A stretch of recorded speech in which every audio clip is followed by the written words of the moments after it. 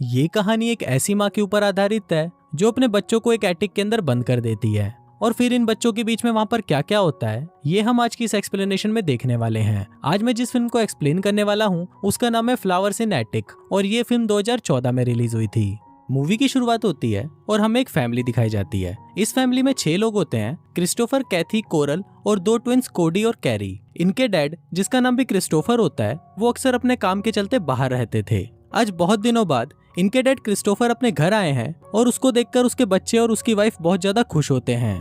Christopher अपनी wife के लिए एक बहुत महंगा नेकलेस लाता है और यहाँ हमें पता चलता है कि क्रिस्टोफर का प्रमोशन हुआ है और उसके काम के साथ साथ उसकी सैलरी भी बहुत ज्यादा बढ़ चुकी है। अब इसी खुशी में ये लोग आज रात अपने घर पर एक पार्टी रखते हैं, पर पार्टी में क्रिस्टोफर की जगह एक ऑफिसर आता है और उसकी वाइफ को बताता है कि एक एक्सीडेंट में क्रिस्टोफर की डेथ हो गई है। अब ये सुनते ही कोरल शॉक्ड हो जाती है और इसके बाद से ही वो डिप्रेशन में चली जाती है। फिर एक दिन कैथी कोरल से पूछती है कि आपने आगे क्या सोचा है। तब कोरल उसको बोलती है कि एक ऐसी औरत के लिए नौकरी करना बहुत मुश्किल है जो एक हाउसवाइफ हो और उसके 4 बच्चे हों। अब इसी टेंशन में कोरल एक एड्रेस पर बार बार चिट्ठियां भिजवाती है और उसकी कई कोशिशों के बाद एक दिन कोरल को उसकी चिट्ठी का रिप्लाई आता है जिसको पढ़कर कोरल बहुत ज्यादा खुश हो जाती है। फिर कोरल अपने बच्चों को बताती है कि जिस एड्रेस पर वो चिट्ठियां भेज रही है वो एड्रेस तुम्हारे नाना का है। इस पर कैथी उससे पूछती है कि आपने तो बताया था कि हमारे कोई नाना नहीं है, जिस पर कोरल उसे बोलती है कि तुम्हारे डैड और मैंने भागकर शादी की थी, जिसके बाद से तुम्हारे नाना और नानी हमसे नफरत करने लगे थे, इसलिए तुम्हारे पापा नहीं चाहते थे कि तुम लोगों को इस बारे में पता चले।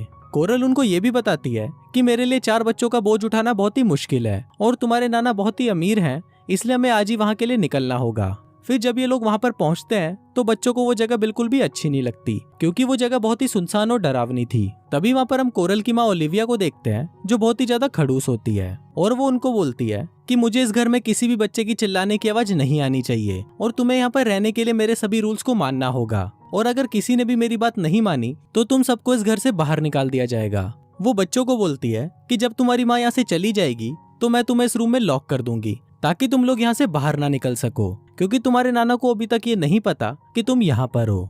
अब ये सुनते ही कैथी अपनी माँ से पूछती है कि आपने नाना को हमारे बारे में क्यों नहीं बताया। तब कोरल उसे बताती है कि तुम्हारे नाना तुम्हारे डैड से बहुत ज्यादा नफरत करते थे, पर अब वो बहुत बूढ़े हो चुके हैं और कभी भी टपक सकते हैं और उनके टपकते ही सारी प्रॉपर्टी हमारी हो जाएगी।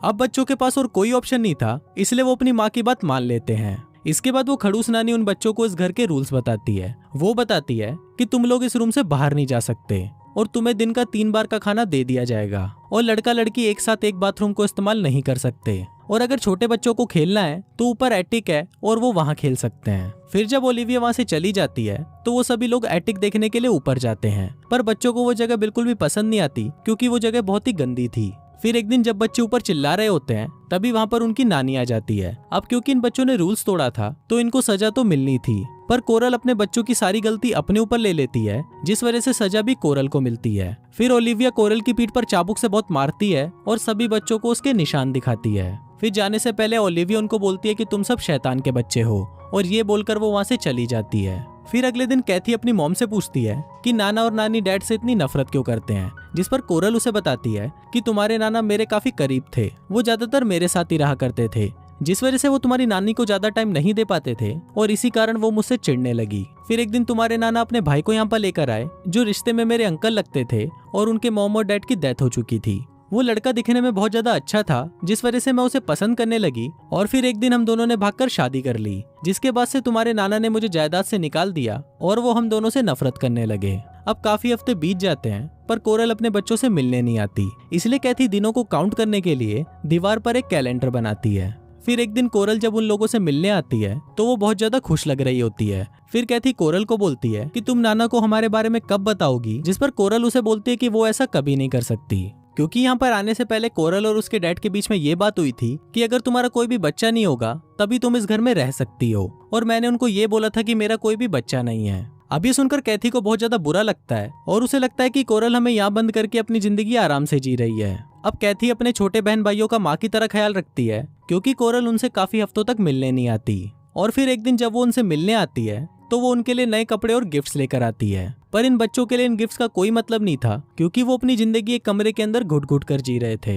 इसके बाद कोरल उनको बताती है कि आज घर में एक पार्टी है जिसपे कैथी और क्रिस्टोफर उस पार्टी में जाने की जिद करने लगते हैं। अब कोरल इसके लिए मान तो जाती है पर वो उनको बोलती है कि तुम लोगों को सब कुछ छुप कर देखना होगा, और वो उन दोनों को एक टेबल के अंदर छुपा देती है। फिर वहाँ कैथी देखती है कि उसकी माँ पार्टी में बहुत ज्यादा खुश लग रही है, और वहीं हमें कोरल के फादर भी दिखाए जाते हैं जो कि व्हील चेयर पर होते हैं।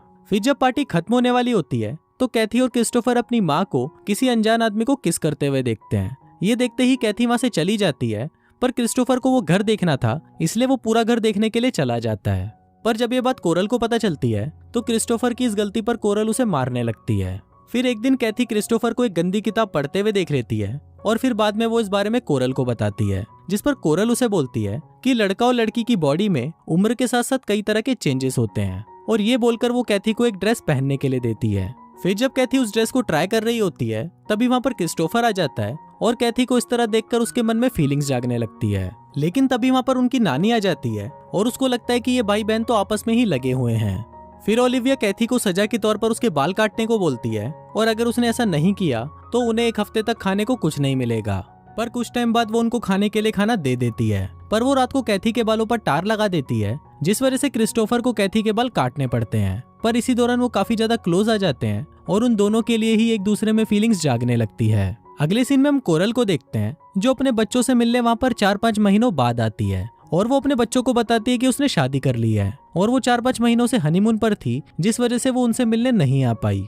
अब ये सुनकर क्रिस्टोफर और कैथी को बहुत ज्यादा गुस्सा आता है, और वो इस बात के लिए कोरल के ऊपर भड़कने लगते हैं। पर कोरल उनको शांत करने के लिए ओलिविया के हाथों उनके लिए डोनट्स भिजवाती है। फिर अगले सीन में हम क्रिस्टोफर को देखते हैं, जो बहुत ही चालाकी से ओलिविया से उस कमरे की चाबी का प्रिंट एक साबुन में ले लेता है, और ये लोग यहाँ से बहुत सारा पैसा चुरा कर यहाँ से भागने का प्लान बनाते हैं, और इसके लिए ये लोग रोज घर में चोरी करना शुरू कर देते हैं। फिर एक दिन इनको चोरी करते हुए एक किताब मिलती है, जिसमें घपाघप की सारी पोजीशंस के बारे में लिखा होता है। अब उस किताब को पढ़कर उन दोनों में फीलिंग्स जागने लगती है, और वो दोनों वहीं पर ही घपाघप करना शुरू कर देते हैं। फिर अगले दिन हम उनके छोटे भाई कैरी को देखते हैं, जो बहुत ज्यादा बीमार होता है, जिसके बाद कोरल ना चाहते हुए भी उसको हॉस्पिटल ले जाती है। फिर कुछ दिनों बाद कोरल वहां आकर उनको बताती है कि कैरी को फूड पॉइजनिंग थी, जिस वजह से उसकी डेथ हो गई। अब इसके बाद से हम देखते हैं कि इन सभी की तबीयत धीरे धीरे खराब होना शुरू हो जाती है, पर ये लोग इतना पैसा तो इकट्ठा कर लेते हैं कि यहाँ से भाग पाएं, और आज ही ये लोग ब्रेकफास्ट के बाद यहाँ से भागने का प्लान बनाते हैं। पर तभी वहाँ पर कोडी उन्हें बताती है